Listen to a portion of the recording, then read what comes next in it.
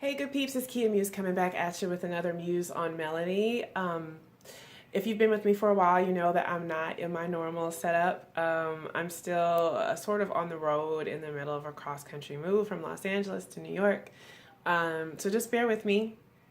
I'm not on my Canon, I'm on my Samsung, and I was trying to do the video with the light, but it blinded me, so this is going to be low light, but it's kind of in keeping with what we're reviewing today. This video is about Solange's When I Get Home, her new album that just came out yesterday, March 1st, 2019. So we're going to jump into that. Before I get started, if you're not subscribed, please hit the red subscribe button. If you don't have your notifications button on for me, if you would please hit that so that you'll be notified anytime another one of these videos pops up. And if you also could hit the like button for me, the thumbs up, that would be greatly appreciated. Okay, let's get into this Muse on Melody.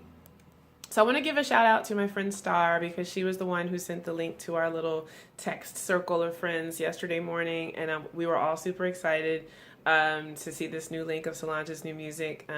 We did get a chance to see her at Essence, not last year, but the year before, and it was amazing. They put her on stupidly at 7 p.m., so like the stadium was not very full, but we were down, you know, we had the floor seats, and the floor was full of like her friends, meaning like her friends from like Insecure and just her life in New Orleans, and her diehards, you know, were definitely there in the stadium. And she had the marching band.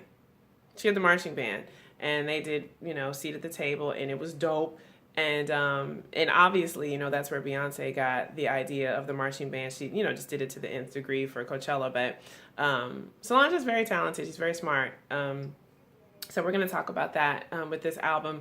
My first two reactions to the album, my first one was that I call it like accessible jazz. And I say that because there's a lot of like jazz movements, you know, in a lot of the songs on the album, but they're paired with like lo-fi trap. And so it makes it accessible in that, you know, like when you're listening to just, you know, straight up and down jazz, you most of the time have no idea like where the melody's going, where each instrument is going, what they're doing. It takes you on a journey. But when jazz is accessible, or like soft jazz, which this is not, but when it's accessible, you almost can anticipate it. So that's what I mean by accessible jazz. But it was really, it's an interesting album and a highly listenable album. My other feeling about it was that like Solange can get away with a lot of things that like most independent artists can't get away with, and even like major label artists can't get away with. And when I say that, I mean like there's a lot of open space on the album. She has a bunch of interludes, like maybe 4 or 5, maybe 6 interludes, which, you know, interlude is just a thought, you know, it's not necessarily a complete thought. It could be a song that's unfinished, it could be a mood, it could be a vibe. And then she's got like full songs where like the verse and the chorus are essentially the same. Or songs where there might be like just 3 or 4 words. Like she's just drilling down on a thought, you know. And it's funny because I think most musicians, most creative people, you might be like writing a song and you don't necessarily want to follow the A-B bridge, you know, format. Or you feel like, okay, you know, I have to make this rhyme, or it has to come together in this way, or, you know, it has to be an analogy. I have to have a certain amount of analogies, or I have to, you know, vocal produce it. It has to have these backgrounds. The backgrounds have to do this. They have to pan around.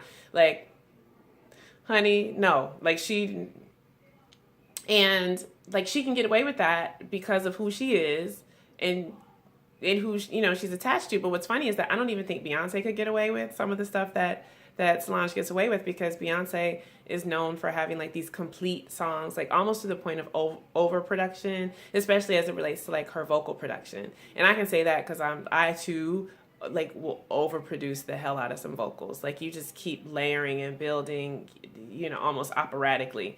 Solange doesn't do that. She's parody. Like she likes to strip stuff down, which I think is really interesting as well.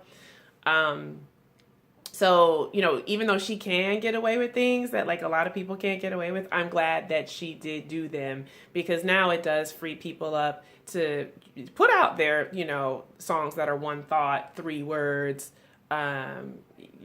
unrhymed. Like it opens a level of freedom. So thank you, Solange. I think that's really fantastic.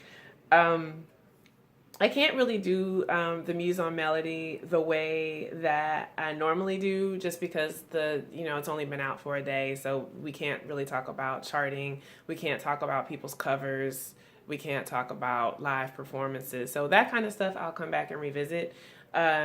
I will say that the album like is a mood, and what's great about it is that if you're in this mood, you can put the album on and press play, and top to bottom it fits together seamlessly. So like when you go to the thing that she put on Black Planet, like she announced it on BlackPlanet.com, which when's the last time you were on BlackPlanet.com? She's got this dossier of like photos, and she's in like this jewel encrusted showgirl outfit, and she's got, you know, these 70s Cadillacs. Like it's a lo-fi Polaroid feeling mood. It's you know, celebrate, kick your leg. It's fantastic. So let's just go ahead and jump into these songs. I will go ahead and say off the rip that I think the best song on the album is Alameda. Solange is historically, she's been really good at like having her finger on the pulse of like millennial blackness, you know. And so the song is just a celebration of like all things black. You know, it starts out with like brown liquor, brown skin, brown face, brown leather, brown sugar, brown leaves, and then she jumps into black skin, black braids, black waves, black days, black bays, black things. These are black owned things. And when she got to these are black owned things, like that really, for some reason, like it hit me at my core. Like I was like teary eyed the first time I heard it, and I was like, ooh, like, I don't know. Like, it's funny because as black folks, there's so many things, I guess, that we could say. We built this industry, this invention. But when you just talk about it from like very simplistic terms, you know, black skin, black braids, black waves, you know, I don't know. I don't know. It just hits you in a different kind of way. I think it's just the simplicity of it. That it's just, I don't know. It's just cool. She wrote the song with the Dream and Playboi Carti. So Dream has a verse on it. It's like a kickback, cool verse that opens up a space so that Playboi Carti can come in and deliver his verses at the end. I think the 3 of them on it also like is a good like collection of blackness, different pockets of blackness, especially in the music culture. And so I know people were very excited to have Carti on there. And his verse was cool. I mean, I didn't feel like it was as prolific as Solange's verses, and I wish that it had spoken more to what she was speaking to. But you know, it did its thing, and it can't take away like from how great the song is. The song's produced by Solange and Pharrell and John Carroll Kirby. And like I said, it's the best song on the album. There's already like all kinds of odes on the internet to this one song. So if you don't have a lot of time to listen to the album, but you just have like a few moments, start with Alameda. My next favorite song is called Stay Flow. It's written by Solange, the lyrics and melodies anyway, and it's produced by Solange, Metro Boomin, and John Carroll Kirby. It's a good like low-key twerk song. Like it's lo-fi, you know, but you can definitely like get a good like bounce. Like you really get your bops to this song. It's a good song to like play at the barbecue, to play on like a summer night when you're riding out with your friends. I thought that the vocal production on this song, even though she typically tends to do very like simple vocals, I thought the vocal production on this song was really great. And it was just bomb. So that's number 2. If you only have a little bit of time, let that be your second one. Third one, Beltway. I think Beltway is just brilliant in its ability to like just create a mood. It's super simple. This is one of the ones that I was talking about. Like it's just like 3 to 4 words. It's like, don't, repeated, you love me, repeated, lone, repeated, you love me. That's literally the whole song. But she drills down just on this one thought. so well, and it just has like this very like cosmic sounding sort of energy. That's one of the like sort of like freedom songs, I think, for songwriters everywhere, that you can just create a mood and put it out and people like will be able to receive it. Let's see. My Skin, My Logo. So this is the one she did with Gucci.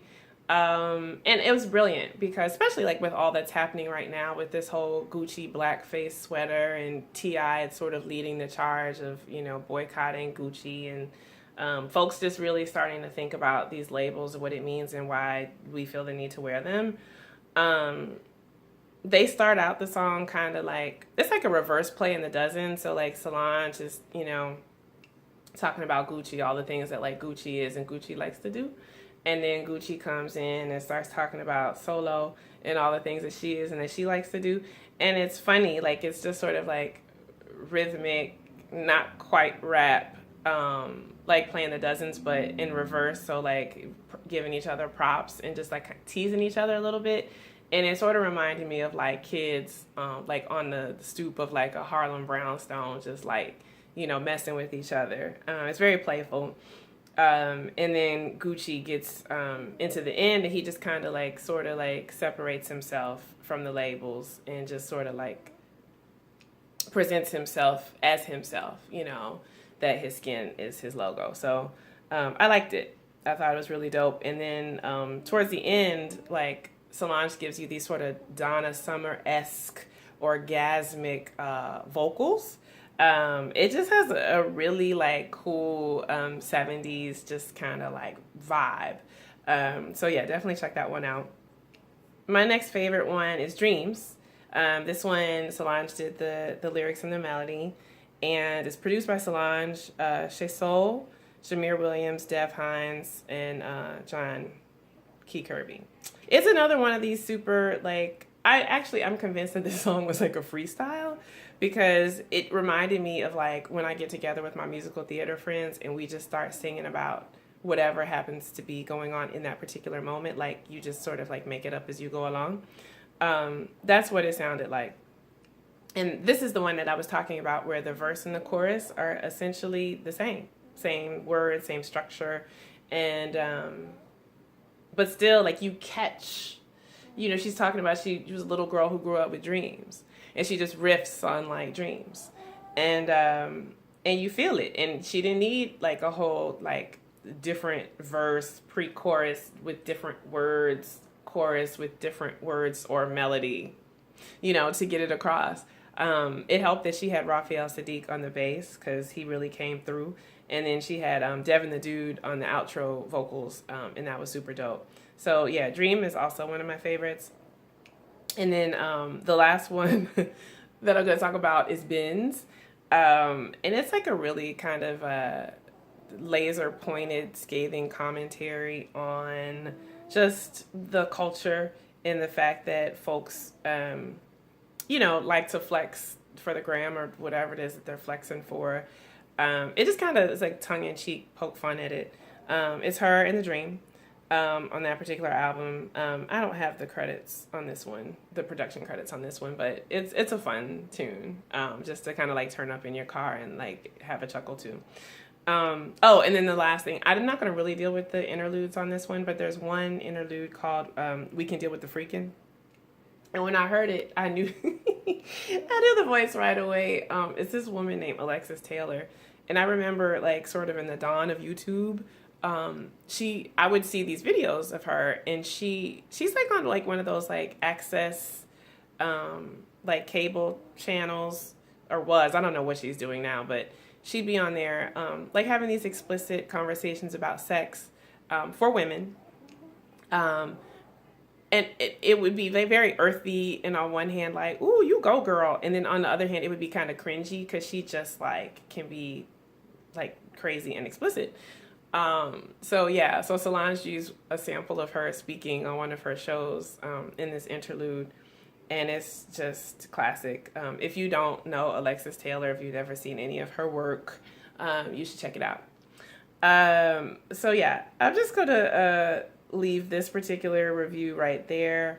Like I said, I'm going to come back and revisit after some charting has happened and after some live performances. I'm assuming that she's going to do the rounds in some of these TV shows, and she's definitely got some tours posted up, most of them out of the country, but I did see a Lollapalooza date on there for the United States, and then I'm hoping that she's coming back to Essence, because Essence is, first of all, that's a whole other video. I really should do a video about the Essence lineup for this year, but I'm praying that she's going to be at Essence. So anyway, thank you for checking out this particular Muse on Melody. Feel free to check out any of the other ones. I've got some fun ones up. Lady Gaga, Shallow, Aretha Franklin, How I Got Over from the documentary Amazing Grace that's going to be coming out this year in 2019. And that's a super in-depth one. LMA, Trip, which is a super fun one. I love that song. And then I've got some new original music up. There's a lyric video for Baby Who Loves You that just went up from my EP called Peice N A Biscuit. So please check that out. Leave me some comments. Let me know. Stay engaged with me. I really appreciate y'all watching, and I'll see you on the next one. Peace.